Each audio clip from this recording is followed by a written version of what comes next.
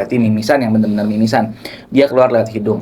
Lalu cubit area hidung yang lunak, kiri dan kanan. Dicubit.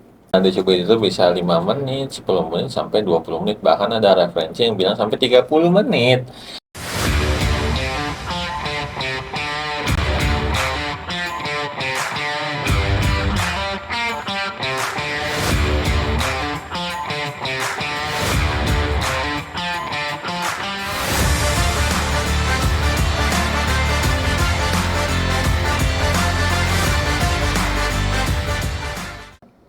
Assalamualaikum warahmatullahi wabarakatuh. Waalaikumsalam warahmatullahi wabarakatuh. Balik lagi di Otok. Obrolan antar teman dokter. Gue Dokter David. Gua Dokter Wildan. Kita bahas tentang mimisan. Yes. Mimisan. Bahasa medisnya itu tuh epistaxis. Epistaxis. Gimana bro? Definisinya apa tuh? Epistaxis itu adalah pecahnya pembuluh darah di hidung. Bisa bagian depan, bisa bagian belakang. Oke, bahasa kerennya kalau bagian depan itu anterior, Anterior. bagian belakang itu posterior. Posterior. Oke. Kemudian berarti kalau kita lihat depan sama belakang beda dong tuh. Beda. Kalau yang depan anterior, epistaxis anterior biasanya kelihatan tuh ya. Keluarnya lewat hidung kan soalnya kan. Biasanya lewat hidung. Nah, yang kayak gitu tuh biasanya lebih cepat berhenti ya. Cepat berhenti. Cepat berhenti. Dan lebih sering terjadi. Kalau yang posterior gimana, Bro? Di dalam dia. Dalam. Aduh, kecolok gua. Di dalam dia. Ciri khasnya memang keluar juga, cuman dia ada yang masuk ke dalam. Oke, jadi lebih kerasa dong ya. Ini kayak ada rasa besi nih, ada rasa darah nih. Apa nih? Gitu. Pas diludahin, wah panik. Darah. Itu biasanya tuh kayak gitu tuh panik tuh. Cuma yang posterior lebih jarang ya. Posterior lebih jarang. Kemudian penyebabnya nih banyak harus tuh. tahu nih teman-teman. Banyak tuh. Pencinta odok harus tahu. Sombong amat. Meskipun pasti udah tahu ya. Iya. Kita hanya menegaskan aja. Yang pertama, suhu udara lembab, kering, sehingga hidung kita ikutan kering. Oke. Pembuluh darah itu rapuh, kering. Kalau kering itu sentuh sedikit, pecah. Biasanya tuh anak-anak tuh ya. Karena pembuluh darah anak kecil tuh biasanya lebih tipis. Ya, lebih tipis. Dan penyebab selanjutnya biasanya cedera. Korek-korek. Ya. Ngupil. Aduh, ambil nih. Aduh, kayaknya kurang nih. Enggak, dia ada di dalam nih. Ambil. Oh, darah. Itu. Itu anak banyak gitu, tuh. Anak gua. Banyak tuh kayak gitu. Ngupil gini kata gua. Ngapain ngupil? Enak nih. Pas dia udah berdarah. Terus flu gitu bisa juga ya. Flu. Ada sinus, ada alergi ya. Kenapa bisa gitu? Iritasi meningkat. Ketika terjadi flu biasanya terjadi kalau bahasa kerennya hipersekresi. Hipersekresi. Dia jadi memproduksi lebih banyak lendir, lebih banyak ingus. Iritasi lah situ. Sering serot. Sering buang. Habis itu gosok-gosok. Buang. Jadi habis dari pileknya juga diiritasi gosok-gosoknya juga tuh. Mekaniknya juga ada tuh. Makanya itu paling masyarakat ketahui. Tapi ada lagi yang lebih deep, lebih dalam tuh. Contoh karena penyakit. Misalnya Misalnya penyakit kayak darah tinggi gitu ya. Darah tinggi juga. Darah tinggi kan hanya jarang ya. Jarang sih. Dia hanya memperberat aja. Memperburuk, bukan penyebab utama. Tapi karena darahnya ketinggian, serat juga tuh tekanannya tipis, bisa tambah banyak. Tapi yang paling sering itu kalau penyakit itu demam berdarah. Karena dia kan menurunkan antikoagulasi ya. Jadi pembekuan darahnya itu menurun tuh. Jadi kalau paling gampang kalau orang-orang sering tahu nih misalnya DBD trombositnya udah naik belum? Nah, si trombositnya tuh ya. Trombositnya turun. Makanya faktor salah satu faktor untuk zat untuk pembekuan darah. Dan biasanya dibarengin sama gusi berdarah. Ya kan, bintik-bintik merah. Nah, itu kalau ciri khas pada penyakit. Tapi ada lagi. Gara-gara obat juga bisa. Gara-gara obat. Kayak misalnya kalau orang-orang tua atau enggak orang yang punya riwayat minum obat pengencer darah. That's right. Kan dia lebih rentan tuh biasanya tuh. Karena darahnya encer. kayak ibaratnya itu bodyguard di pinggir-pinggir di benteng pembuluh darah itu, penjaganya tipis tuh, nggak ada tuh, ngilang tuh. Encer. Diserang, cedera, pecah Keluar. langsung keluar. Sama ini, kalau kita ke dokter THT kan kadang dikasih obat-obatan buat bersihin hidung segala macem, Iya tuh, makanya salah. salah makanya solok gitu. Atau enggak dokter THT-nya udah bilang nih, ini cuma boleh dipakai 5 hari ya. Kalau misalnya nanti di atas 5 hari masih ada keluhan, balik lagi. Nggak balik lagi. Ya, Pak. Dipakainya 5 minggu. Biasa. Aduh. Jadi gitu teman-teman ya. Kalau misalnya memang dokter sudah berkonsultasi, habis itu ada waktu, nanti kontrol lagi ke sini. Itu sebetulnya kita pengen tahu ya. Efektif Bagaimana, apa enggak? yes, apakah efektif, apakah follow up berikutnya seperti apa, apakah kemudian eh, yang akan kita rencanakan ke depannya kayak gimana, seperti itu. Apakah itu bisa dihentikan atau diteruskan dengan obat yang tambahan? Obat lain. Obat lain. Next, pertolongan pertama di rumah. Nah, Ini banyak yang suka salah-salah juga nih. yes. Tapi kalau yang salah-salahnya ntar kita bahasnya di mitos dan fakta, bro. Iya. Mitos dan fakta, bro. Tapi udah ketahuan dong kalau kita udah Nggak kasih tahu. apa-apa, nggak apa-apa. Nggak apa-apa ya buat Pertama, ilmu pertolongan pertama di rumah. That's right. Mimisan, anggap mimisannya yang paling sering ya, anterior ya. Anterior. Depan. Depan, keluar di depan. Berarti mimisan yang benar-benar mimisan. Dia keluar lewat hidung. Darah lewat hidung. Yang pertama dilakukan ya jangan panik. Ya, itu yang paling penting, jangan panik. Terus kedua, seperti yang tadi saya lakukan beberapa detik yang lalu, duduk lebih tegak. Setelah duduk lebih tegak, agak membungkukkan atau condong ke depan sedikit. Ya, condong ke depan sedikit. Kemudian ya supaya apa nih ke depan? Supaya darahnya itu tuh nggak ngalir masuk ke belakang ke tenggorokan, nggak jadi mual, muntah, apalagi kesedek sama darah sendiri ya. Kemudian tetap jangan panik. Napasnya lewat mulut. Karena kalau kita berbicara kemungkinan ada perdarahan dari hidung, ya kesumbat itu sama darah kan. Keluar seperti itu, napasnya coba dari mulut, lalu cubit area hidung yang lunak, kiri dan kanan, dicubit. Nah, coba suara gue kalau kayak gini jadi jelek, nggak bisa ngomong. Lanjutin bro, gue yang pernah ini. Nah, dicubit itu bisa 5 menit, 10 menit, sampai 20 menit. Bahkan ada referensi yang bilang sampai 30 menit. Tapi sebaiknya sih kita cek minimal 10 menit, 5 menit lah gitu. Dicubit nih, benar-benar dicubit ya. Tapi bukan dicubit sampai sakit gitu. Ini udah bro. Udah ya. Udah. Soalnya dicek, tapi jangan baru 20 detik dibuka, masih berdarah. Bener-bener dibikin timer ya. Bikin timer ya, 15 menit countdown gitu. Ya, tapi ada simpelnya lagi sebenarnya. Sebenarnya pakai tampon ya kalau di kita ya. Di dep atau di tampon lah. Kalau yang biasa gue lakukan sih pakai tisu yang simple ya. Kan kita nggak ada kasa, nggak ada kapas. Pakai tisu dibasahin, jangan terlalu basah, dikeringin, ditampon deh, dimasukin tuh. Dimasukin sedikit ya, sedikit. Bukan dalam ya. Kalau dalam masuk. Iya. Betul. Tapi secukupnya lah sampai bisa. Sebetulnya ada tekniknya itu ya. Ada tekniknya, dimasukin, ditebelin ya, tebelin biar nggak terlalu dalam. Jadi pas masuk cuman area luarnya aja. Kalau kecuali yang dalam, kalau dalam tamponnya dalam. Tunggu deh, udah. Kalau misalnya tidak yakin, jangan ditampon sendiri. Jangan tampon sendiri. Paling gampang. Nanti ada dokternya atau perawat atau orang yang biasa.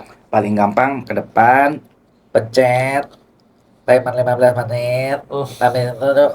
Jadi begitu suaranya entar. Napas dari mulut lah. Napas dari mulut. Jangan sampai nggak napas. Kemudian gini, kita berharap dari ditutup 15-20 menit, daerah situ akan berhenti perdarahannya. Cuma pada beberapa kondisi ketika darahnya berhenti, sisa darah yang sudah berhenti dia akan membentuk gumpalan. Jadi pas lagi dibuka, loh kok ini tetap tersumbat nih. Jangan panik, seperti itu jangan panik juga. Yang bisa dilakukan kita seperti membuang ingus tapi tidak terlalu kencang, pelan-pelan. Hanya untuk membuka gumpalan darah, itu pun juga nggak boleh sering-sering ya. Yang kita takutkan ketika itu dicoba dikeluarin, ini bisa napas lagi nih. Tapi kok berdarah lagi? Nah, di situ. Itu. Yes.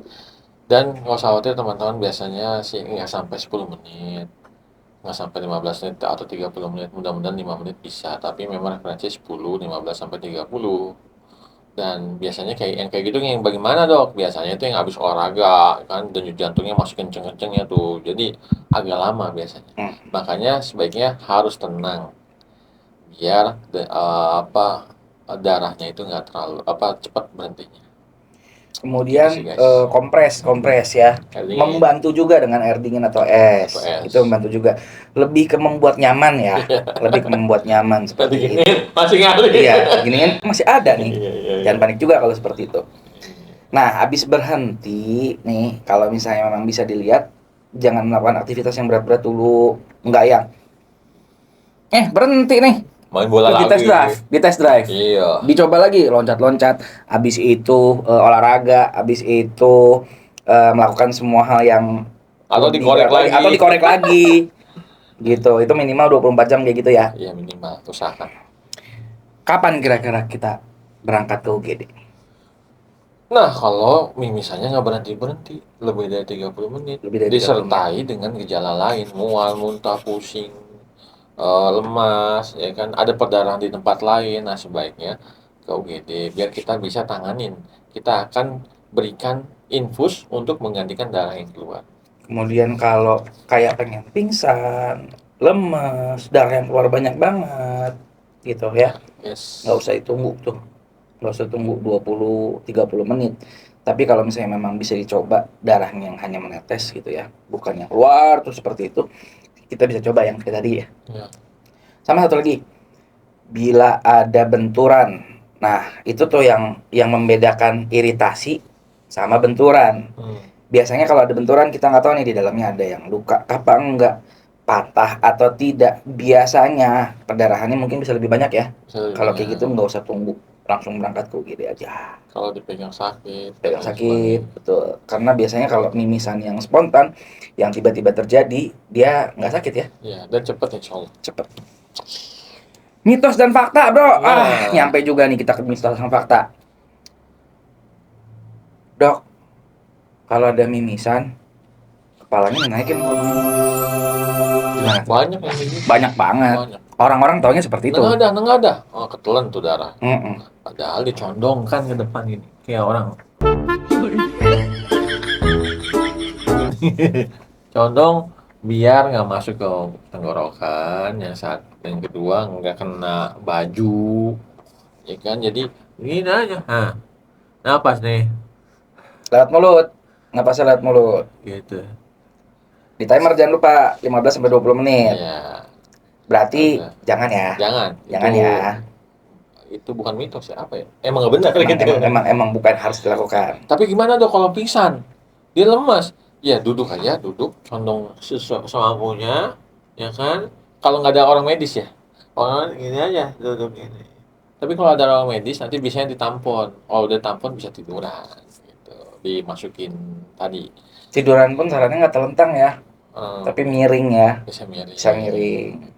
Supaya apa? Supaya amit-amit kalau misalnya ada Masih. gumpalan darah, dia nggak sampai menyumbat. Karena kita tetap butuh napas. Jangan sampai lupa napas. Iya jangan lupa. Kemudian mitos yang berikutnya, mimisan nih dok, pasti darah tinggi ya. Nah itu dia oh enggak, jangan suujon. Itu biasanya hanya memperberat aja. Apalagi darah tinggi dengan denyutnya cepat, itu ada kemungkinan. Cuman maksud saya adalah itu jarang ya, jarang. Bisa berhubungan. Dan boleh ditensi juga, silahkan ditensi. Ya, silakan. Oh bagus nih. Bisa berhubungan, tapi jarang ya. Jarang, dan itu faktor memperberat aja sih. Ya, memperberat. Dan emang dia punya darah tinggi misalnya, gitu. Dan belum tentu orang darah tinggi kena.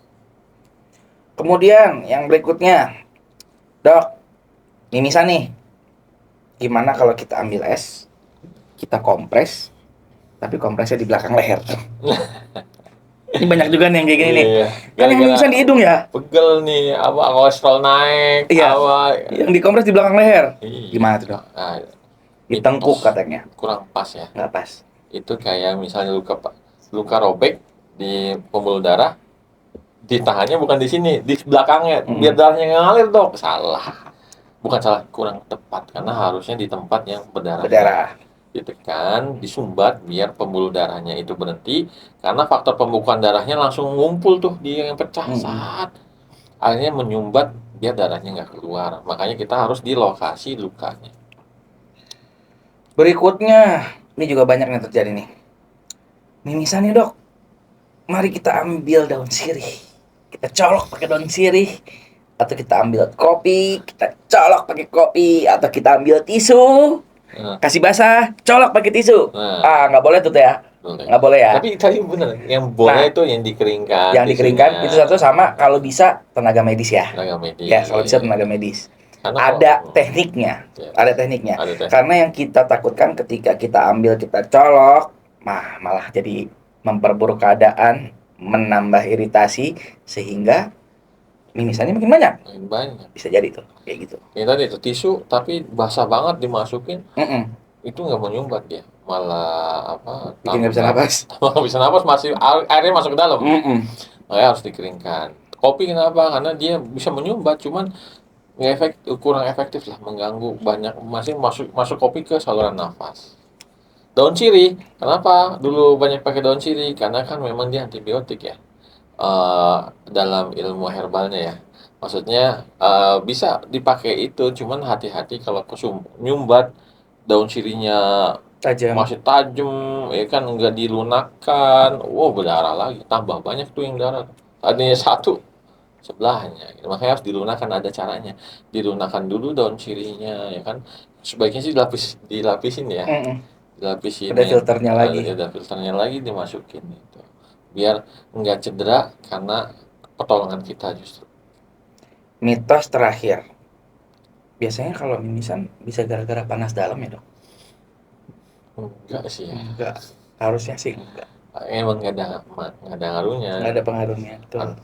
Panas dalam ya kan kita udah bahas ya. Nah itu nanti itu dibahas belum sih? Udah ya, ada panas dalamnya, jadi ya marketing juga lah ya. Boleh kita coba dicek dulu aja tuh di video sebelumnya yang panas dalam. Jadi, harusnya sih di situ nggak dikasih tahu nih nanti panas dalam bisa dibikin mimisan, nggak, no.